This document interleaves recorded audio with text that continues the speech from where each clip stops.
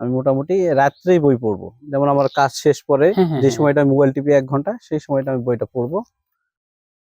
প্রিয় দর্শক, এই মুহূর্তে আমি আছি নওগাঁর পুরশা উপজেলার কুড়েঘর রিসোর্টে, যে রিসোর্টটি মাটির রিসোর্ট বা ম্যাঙ্গো রিসোর্ট নামে পরিচিত।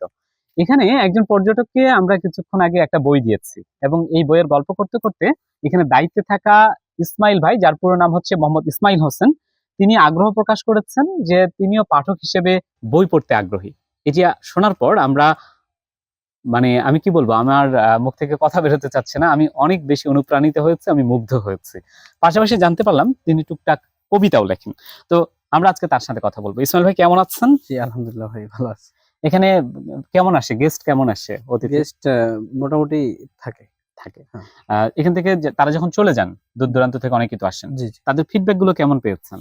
হ্যাঁ, মাশাআল্লাহ, অনেক সুন্দর। সবাই বলে যে খুব ভালো লাগে, সবাই প্রশংসা করে। বাহ, খুব ভালো লাগে। যাক, খুব ভালো লাগলো আমাদেরও। তো আপনি বলছিলেন যে আপনি বই পড়তে আগ্রহী এবং বই পড়তে ভালোবাসেন। এই কথা শুনেই তো আপনার সাথে মূলত আমরা এখন এই ভিডিওতে চলে আসলাম, তাই না? তো আমি আপনাকে কয়েকটা বই দেখাচ্ছি। এই বইগুলোর মধ্য থেকে আপনার যে বইটি ভালো লাগবে আপনি সেটি নিতে পারবেন। আমার হাতে আছে এটা একটা গল্পের বই, দেখেন। তারপর আছে আমার কাছে একটা কবিতার বই, এটা কাজী নজরুল ইসলামের সন্ধ্যা কাব্যগ্রন্থ। তারপরে এটা একটা প্রবন্ধের বই। এরপর হচ্ছে এটা বাংলা একাডেমির প্রমিত বাংলা বানানের নিয়ম। আমার কাছে আছে সুনীল গঙ্গোপাধ্যায়ের সোনালী দুঃখ, আছে হলো বিল গেটসের উপর একটা বই। এই হলো সব মিলিয়ে আজকে আমার হাতে থাকা এই বইগুলো। এখন আপনি এগুলোর মধ্য থেকে আপনার যেই বইটা মনে হবে যে আপনি পড়তে চান, আপনি সেই বইটা এখান থেকে নিতে পারবেন। ঠিক আছে, এটা রাখি। আচ্ছা, এইটা রাখবেন, বাহ। আচ্ছা, আমি একটু দেখাই দর্শকদের। বিল গেটস, তাকে নিয়ে চমৎকার একটি বই। বিল গেটসকে জানার জন্য খুব সুন্দর একটি বই। এই বইটি পছন্দ করেছেন ইসমাইল ভাই। আপনি কি ধরনের বই পড়েন যখন সময় পান? আমি হচ্ছে এই যে বাংলা ব্যাকরণ সংক্রান্ত যেসব বইগুলো, বা কবিতা সংক্রান্ত, অথবা সফল কোনো ব্যবসায়ী, এরকম টাইপের বই পড়তে পছন্দ করি। আবার যে আমাদের ইতিহাসটা আমার সবচাইতে ভালো লাগে পড়তে। ইতিহাস পড়তে ভালো লাগে। আচ্ছা, আপনার এই ধরনের বইগুলো আপনার পছন্দ হওয়ার পেছনে কি কারণ আছে বলে আপনার মনে হয়?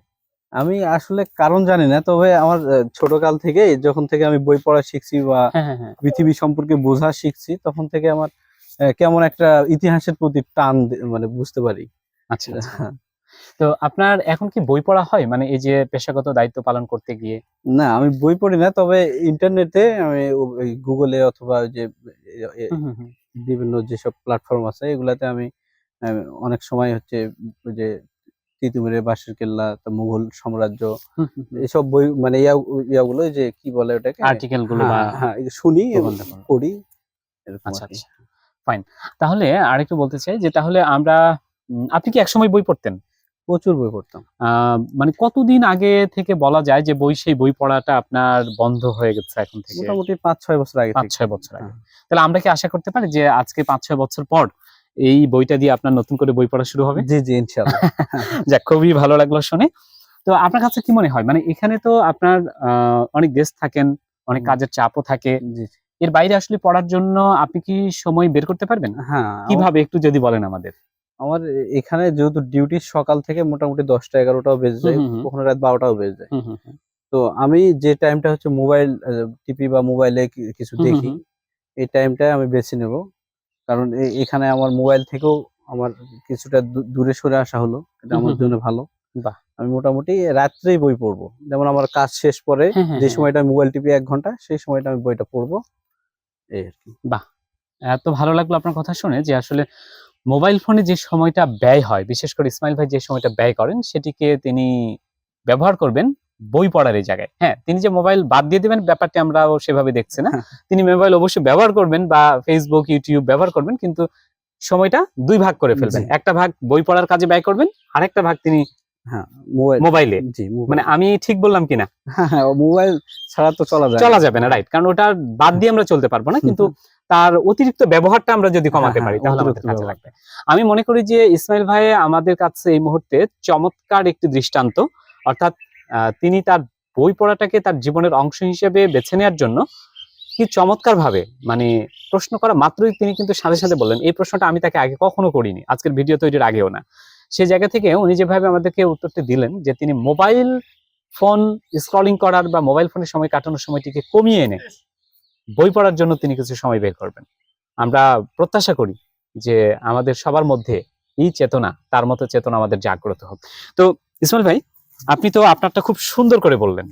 এখন এই বই পড়াটা কি আপনার একার দরকার নাকি সমাজের সকল মানুষের বই পড়া? অবশ্যই সমাজের সকল মানুষের দরকার, কারণ আমরা যদি বই না পড়ি তাহলে আসলে আমরা কিছুই মানে জানতে পারবো না।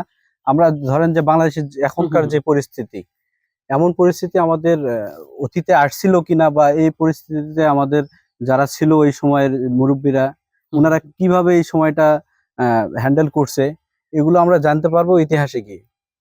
এরকম সময় আমাদের আসলে আমরা কি করতে হবে, বা আমাদের দেশে যদি কখনো কোনো অ্যাটাক হয় ভিনদেশীদের, তো সেক্ষেত্রে করণীয় কি, এটা আমরা ইতিহাস পড়লে বুঝতে পারবো যে আমাদের আসলে করণীয়টা কি, আগের আমাদের যারা ছিল তারা কি করছে, তারা কি করছে।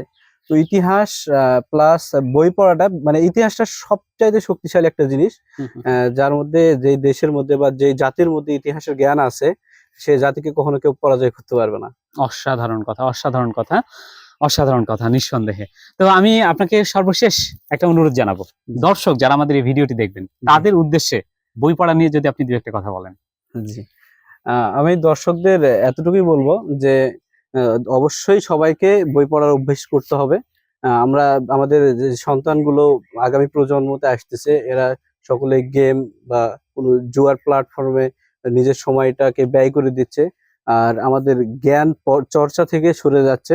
এটা আমাদের দেশের জন্য, জাতির জন্য একটা বিশাল বড় হুমকি। এজন্য আমি সবাইকে অনুরোধ করব, সবাই আমরা হচ্ছে মোবাইলে বা গেম এইসব বিষয়ে কম সময় দিয়ে আমরা হচ্ছে বই পড়ার অভ্যেস করি। যদি আমরা দেশকে এগিয়ে নিয়ে যেতে চাই, আমাদের নিজেদের এগিয়ে নিয়ে যেতে চাই, আমরা নিজেরা যদি শক্তিশালী হতে চাই, তাহলে আমাদের বই পড়তে হবে। আমরা জানি যে আমাদের যখন হচ্ছে যুদ্ধের আগে যখন আমাদের দেশে ওই পাকিস্তান হানাদার বাহিনীরা হচ্ছে অ্যাটাক করে, সর্বপ্রথম আমাদের বুদ্ধিজীবীদের হচ্ছে মেরে ফেলা হয়েছিল। এরকম গল্প আছে যে যুদ্ধের আগে হচ্ছে বড় বড় লাইব্রেরি গুলো পুড়ে ফেলা হয়েছিল, কারণ ওনারা জানে, যারা শত্রু তারা জানে যে লাইব্রেরি মানে বই হচ্ছে জাগিয়ে তুলবে, বই দ্বারাই সবাই হচ্ছে সচেতন হয়ে যাবে, সবাই কি করতে হবে সে সিস্টেমটা বুঝে ফেলবে। এজন্য আমাদের দেশেও সবার আগে বুদ্ধিজীবীদের মারা হয়েছিল, যে যাদেরকে মারার ফলে আমরা যাতে কোনো রকম কোনো তথ্য বা কোনো রকম কোনো এরকম কিছু না পাই, এজন্য তাদেরকে মেরে ফেলা হয়েছিল প্রথমে। তো এই জন্য আমাদেরকে বই পড়তে হবে নিজেদেরকে শক্তিশালী করার জন্য, নিজেদের দেশকে শক্তিশালী করার জন্য। এজন্য সবাইকে অনুরোধ করব, আমরা বই পড়া শুরু করি আজ থেকেই। এই পর্যন্ত। জি, আপনাকে অনেক অনেক অনেক ধন্যবাদ আমাদের সময় দেওয়ার জন্য।